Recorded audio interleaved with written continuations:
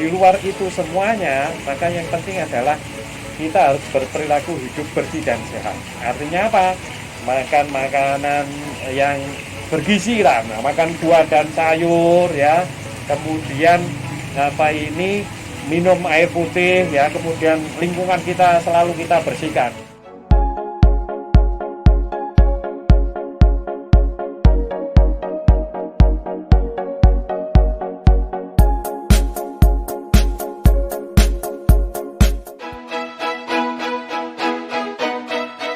Sekarang ini dunia sedang dihebohkan dengan adanya wabah pandemi COVID-19 ini.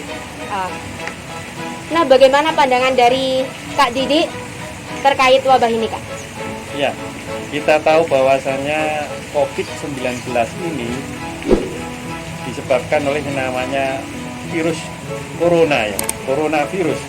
Dan coronavirus ini sebenarnya bukan virus yang baru. Corona ini virus yang lama karena kakak-kakaknya saya katakan itu ada penyakit yang namanya MERS, SARS itu juga corona. Cuma memang ini pertama kali COVID-19 atau coronavirus disease 19 ini pertama kali memang ditemukan atau menular itu berasal dari Wuhan, Cina pada tahun 2019. Jadi virus ini memang menyerang ya dengan gejala yang paling sederhana itu batuk ya, pilek, batuk ringan. Tapi kemudian yang paling parah itu adalah menyerang yang namanya saluran pernafasan, sehingga orang ini kalau nafasnya sudah terengah-engah dan juga seperti berat dan sebagainya, ini perlu diwaspadai. Dan penyakit ini terutama memang cukup mematikan bagi orang yang terkena ini, terutama mereka yang punya penyakit penyerta atau komorbid. Jadi kalau orang-orang yang dengan usia di atas 50 tahun kemudian dia punya penyakit jantung, punya penyakit diabetes, punya tekanan darah tinggi, ya, dan penyakit-penyakit lainnya, ini rentan sekali karena ini justru akan bisa menyebabkan sampai akibat fatal, yaitu kematian kalau orang punya penyakit sampai kurang lebih 80%. Nah, baik Kak, kita ketahui bahwasanya Kak Didi ini sering mendampingi Bapak Bupati untuk ke pelosok-pelosok Kabupaten Mojokerto nih, Kak. Nah, langkah-langkah apa Kak yang sudah dilakukan dalam menangani wabah COVID ini, Kak? Ya, ini memang langkah-langkah yang sudah dilakukan oleh pemerintah daerah, terutama dalam hal ini adalah gugus tugas percepatan penanganan COVID-19 Kabupaten Mojokerto, meliputi banyak hal. Tapi yang pertama sekali itu adalah langkah pencegahan. Langkah pencegahan ini sangat penting bagaimanapun, karena ini berusaha supaya penularan itu bisa dicegah atau persebaran penyakit ini tidak sampai meluas. Nah, langkah-langkah pencegahan kita tahu dulu ada keterlibatan pramuka, yaitu mulai yang namanya penyemprotan desinfektan, bahkan dulu kita sosialisasikan cuci tangan pakai sabun karena kita ini kan protokol kesehatan kan. Kemudian penyemprotan desinfektan, kemudian kita juga mensosialisasikan edukasi masyarakat jaga jarak, ya kan. Kemudian di rumah saja, ya stay at home, kemudian sampai dengan namanya belajar juga di rumah, bekerja di rumah, apapun di rumah kan seperti itu, karena ini untuk mencegah persebaran. Itu langkah-langkah pencegahan. Kemudian langkah-langkah penanganan. Nah, ini kalau bagi orang yang punya gejala COVID-19 ini tentu dilakukan isolasi ya, supaya mereka ini tidak menular. Ada isolasi mandiri, ada karantina mandiri. Tapi di sisi lain pemerintah daerah juga menyiapkan fasilitas kesehatan. Jadi ada rumah sakit, ada juga rumah sakit penyangga, ada juga yang namanya puskesmas penyangga. Jadi ini digunakan untuk menangani orang-orang yang sudah terpapar COVID-19. Harapannya ini tidak sampai mereka itu menyebarkan ini. Nah, tentu setelah diisolasi mereka ditangani, artinya dilakukan pengobatan ya. Nah, kemudian langkah berikutnya ada penelusuran atau orang sering menanyakan tracing. Jadi orang-orang yang pernah berhubungan dengan orang yang sakit ini di tracing supaya apa? Supaya nanti bisa diketahui persebaran penyakit ini. Karena dengan jalan demikian itu kita melokalisir, harapannya tidak sampai tersebar. Nah, Jadi kalau Pak Presiden ngomong ada kuncinya itu ada 3, testing, tracing, dan treatment. Ya, testing itu kalau sekarang ini kita masih melaksanakan rapid test itu, kemudian bisa kebetulan di pemerintah daerah ini sudah punya, lalu kemudian tracing tadi menelusuri, setelah itu treatment itu pengobatan. Ya, jadi langkah-langkah pemerintah daerah itu dan sekarang ini karena memasuki yang namanya new normal, kita di tempat-tempat orang sudah mulai beraktivitas itu yang perlu ditekankan adalah protokol kesehatan. Makanya terakhir ini yang dilakukan dengan jajaran keamanan itulah pendisiplinan penerapan protokol kesehatan. Jadi seperti itu kira-kira langkah yang dilakukan oleh pemerintah daerah. Iya, Kak. Sekarang ini kan jumlah penderita COVID kan semakin tinggi. Terlebih lagi di Kabupaten Mojokerto tadi malam saya lihat untuk jumlah yang positif itu sampai 299 orang nih, Kak. Kita ketahui bahwa kesadaran masyarakat kita itu kurang, Kak. Misalnya saja ya, Kak, ya, di jalan-jalan, di fasilitas umum itu masih banyak orang yang tidak sadar bahwa penggunaan masker itu sangat penting. Dengan adanya kasus demikian nih, Kak, bagaimana menurut Kak Didi selaku Ketua Kuartir Cabang Kabupaten Mojokerto untuk peran serta seorang pramuka itu seperti apa? Ya, seperti yang saya sampaikan ya, bahwa salah satu tujuan pramuka itu adalah peduli terhadap lingkungan. Berarti pramuka harus menjadi motor ya, harus menjadi contoh bagi masyarakat sekitarnya. Kalau tidak ya paling nggak lingkup sendirilah, contoh diri pribadi, keluarganya, lingkungannya lah. Karena pramuka kan pembentukan karakter. Karakter ini kan termasuk di dalam itu adalah masalah kedisiplinan. Makanya penerapan protokol kesehatan ini harus menjadi keseharian pramuka di era pandemi ini. Nah, mereka paling tidak harus memberikan teladan contoh sepertinya tadi.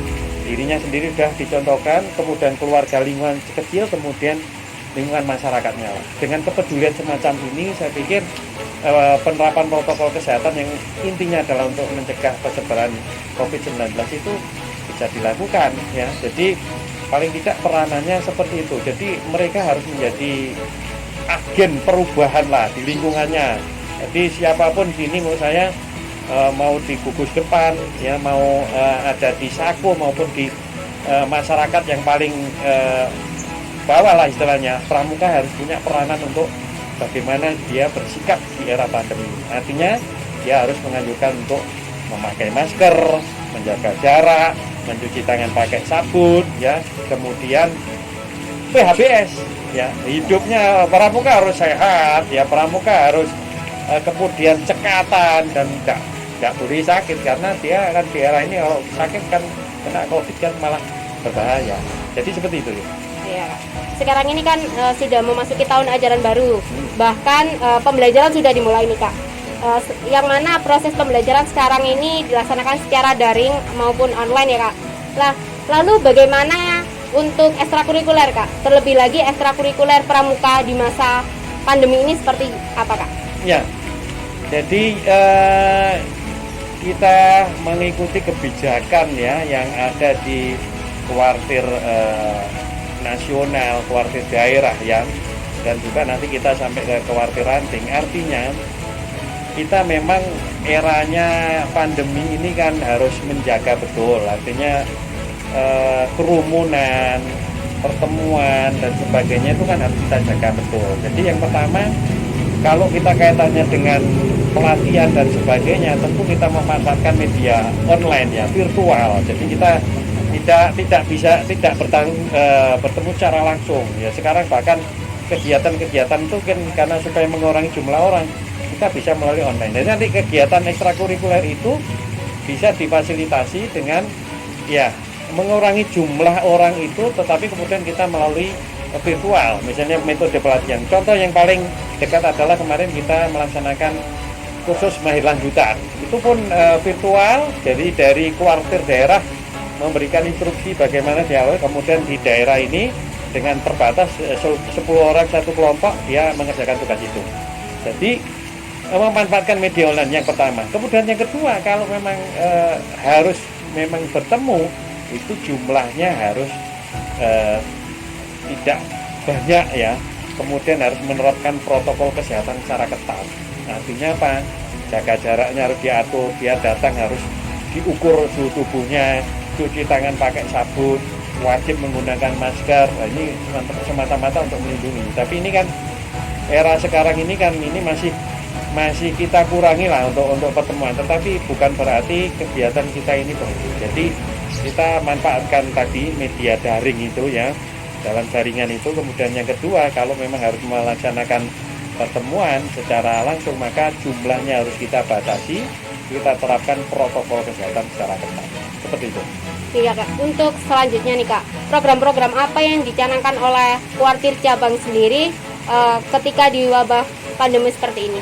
Ya, kita luar biasa ya. Saya pikir sejak pandemi ini ada, keterlibatan kita ini teman-teman ya, rekan-rekan pramuka ini luar biasa saya pikir. Jadi mulai dulu penyemprotan desinfektan, kita bekerjasama dengan Dinas Kesehatan, dengan BPBD, dengan PMI. Itu saya lihat teman-teman langsung terjun, nyemprot masjid, nyemprot rumah penduduk, nyemprot fasilitas umum itu sudah dilakukan.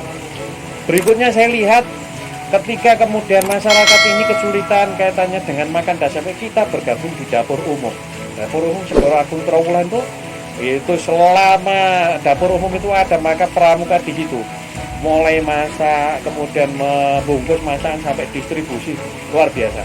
Kemudian yang tidak kalah menariknya, dari keluarga itu ada bantuan untuk kaitannya sembako. Kita juga membagi sembako. Kemudian kita membagi kaitannya dengan perlengkapan sarana kesehatan, membagi masker, kemudian hand sanitizer maupun sabun ya.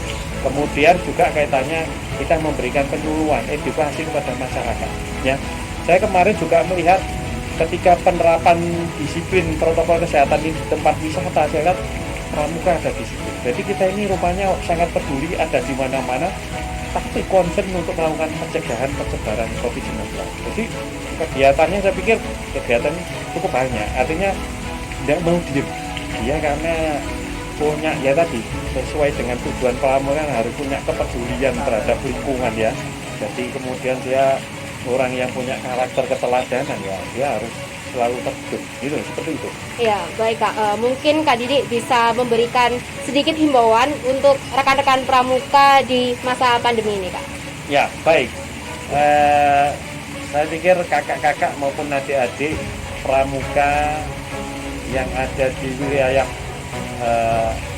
Kuartir Cabang Gerakan Pramuka Kabupaten Mojokerto, di masa pandemi ini yang paling penting menurut saya adalah bagaimana kita menerapkan protokol kesehatan di keseharian kita ya, mau di rumah maupun di luar dimanapun saja. Jangan lupa setiap saat kita harus mencuci tangan pakai sabun, atau kalau kita bepergian menggunakan hand sanitizer. Yang kedua, selalu pakai masker. Jangan lupa ya, jangan sampai tidak pakai masker, karena ini cara efektif untuk mencegah. Kemudian yang berikutnya, kita harus mengecek sebenarnya suhu tubuh kita ini, karena kalau suhu tubuhnya di atas 37,3 itu sebenarnya ada gejala-gejala yang perlu diperiksakan lebih lanjut ya. Kemudian jaga jarak. Jaga jarak ini sangat penting, karena sekarang persebaran COVID-19 ini sekarang sudah lebih masif pakai aerosol, sekarang bertahan di udara selama 8 jam. Kalau dulu droplet sudah jelas, tapi sekarang ini di udara sampai bisa bertahan ini kita waspadai. Makanya jaga jarak harus kita lakukan ya. Kemudian di luar itu semuanya, maka yang penting adalah kita harus berperilaku hidup bersih dan sehat. Artinya apa? Makan makanan yang bergizi lah, makan buah dan sayur ya. Kemudian minum air putih ya. Kemudian lingkungan kita selalu kita bersihkan, dan juga jangan lupa olahraga. Pramuka senangnya hidup di alam.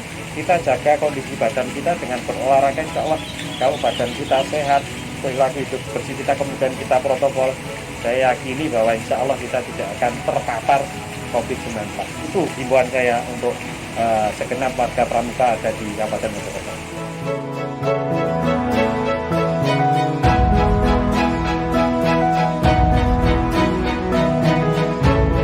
Demikian tadi bincang santai pada pagi hari ini. Terima kasih sebelumnya kepada Kak Didi yang telah meluangkan waktunya untuk bisa berbincang santai pada episode pertama kali ini. Dan semoga Kak Didi bisa selalu sehat selalu dalam kesibukannya yang akhir-akhir ini sangat-sangat sibuk. Terima kasih Kak.